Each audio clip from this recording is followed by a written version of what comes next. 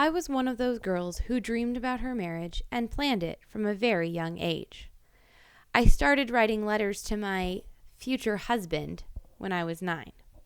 This is a ridiculous practice that many young women Bible studies endorse. Let's be honest, no guy wants to read letters from his wife from back when she still thought Barbies were awesome.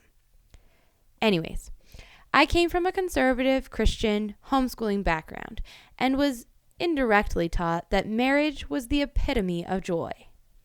I learned that saving sex for marriage is a surefire way to preserve the sanctity of marriage.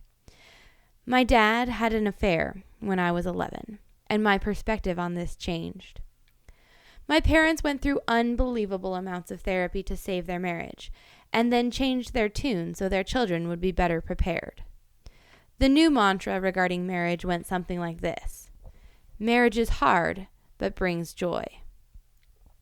Then, at the ripe old age of 16, I met George, my now husband. He was exactly the medicine I needed to believe in marriage again. He was constant, loyal, and willing to date me long distance for 3 years, which is an eternity when you're in high school, okay?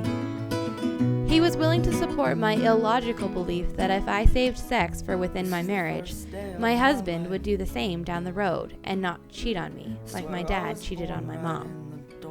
I fell for George. Hard. I truly believed that my marriage with him would be different than my parents' marriage. It would require work, surely, but we were just so happy together. Marriage couldn't possibly be as hard as I had come to believe it would be.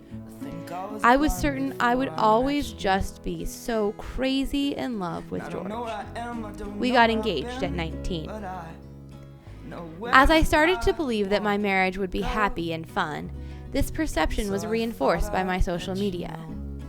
My friends, who had also saved sex for marriage and had also found godly, loyal spouses, were constantly posting about how great their marriages were.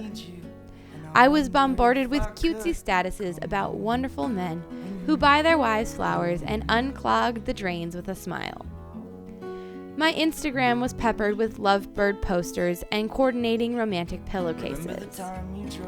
It all just looked so fun. I couldn't wait to make a little home for George and I, to wake up cuddled in his arms, to pack him lunches and include a romantic note. Marriage became a fantasy for me. I was certain I would greet my husband at the end of the day with a hot dinner and even hotter lingerie. And how could I not be certain of this? All my friends were experiencing this fantasy, and it was going great for them. I was convinced we all had found the secret recipe. Save sex, marry young, go to church. If you did these things, your marriage would be blissful and Pinterest worthy. My marriage is not at all like this. The real messy bits of life are mixed right in with the good. My husband does bring me flowers, but usually only when I remind him that it would make me happy if he did so. After waking up in the morning, George and I do snuggle, but we don't kiss because, let's be honest, we have terrible breath in the morning. Just the other day, he rolled over and put his arm around me in bed, and I thought, how sweet. We lay there for a little while, and then he said, "Did you know you fart in your sleep?" These are the realities you never see on Facebook. Joining your life together with someone else's is just messier and more complicated than you might expect. There was a lot of baggage from our past that we had to work through, and many of our first evenings together ended with angry tears. Plus, I felt that I wasn't holding up my end of the blissful newlywed lifestyle. I've never packed him lunch, and I'm too busy with homework to have sex every evening. Our life is so much more mundane. To be honest, our marriage primarily consists of Facebooking on the couch next to each other at the end of the day. George sets an alarm on his phone to remind himself to ask me out on dates, and I settle for simplistic, repetitive meals that I can handle along with my homework load. We set up a sex schedule. I buy home decor, and it sits on the floor for weeks before I finally hang it.